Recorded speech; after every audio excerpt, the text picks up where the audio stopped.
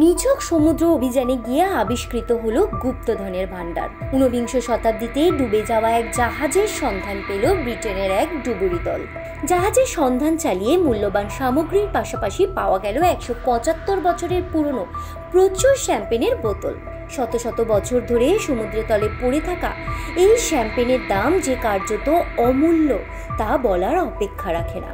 গত 11 জুলাই বাল্টিক সাগরের অবস্থিত ওল্যান্ড দ্বীপের দক্ষিণ থেকে প্রায় 20 নটিক্যাল মাইল দূরে ডুব দিয়েছিলেন দুইজন ডুবুরি। প্রায় 2 ঘন্টা ধরে সেখানে অনুসন্ধান চালাচ্ছিলেন তারা।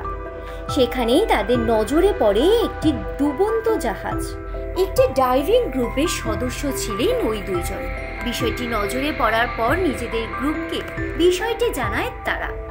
এরপর সেখানে হাজির হয় 40 জন ডুবুরির একটি দল।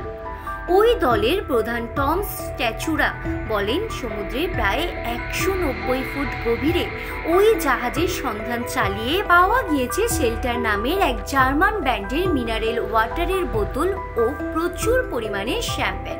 19 শতকের ওই জাহাজটি কার্যত ভালো অবস্থাতেই রয়েছে। শ্যাম্পেন ও জলের বোতলগুলি বড় বড় ঝুড়িতে ভরা ছিল। আরও চমকপ্রদ বিষয় হলো জাহাজ থেকে পাওয়া গিয়েছে মাটির তৈরি কারুকাজ করা প্রচুর বাসনপত্র। ওই মাটির বাসন যে সংস্থার তৈরি সেই সংস্থা এখনো বর্তমান। সংস্থার তরফে স্বীকার করা হয়েছে বোতলগুলি তাদেরই তৈরি, তবে শ্যাম্পেনগুলি কোন সংস্থা তা এখনো স্পষ্ট নয়। সংবাদ মাধ্যম সূত্রে খবর, জাহাজের মধ্য থেকে উদ্ধার পাওয়া জলের বোতলের মাটির পরীক্ষা করে জানা গিয়েছে সেগুলি 1850 থেকে 1867 সালের তৈরি।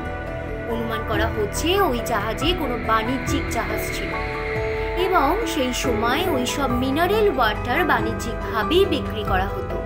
মূলত রাজারা ওইসব জল পান করতেন।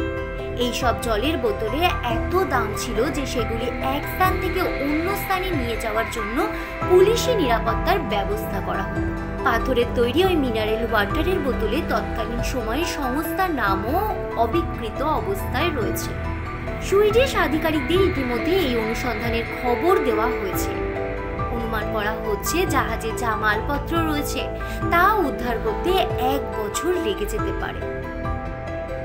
Bureau report, U Bangla TV.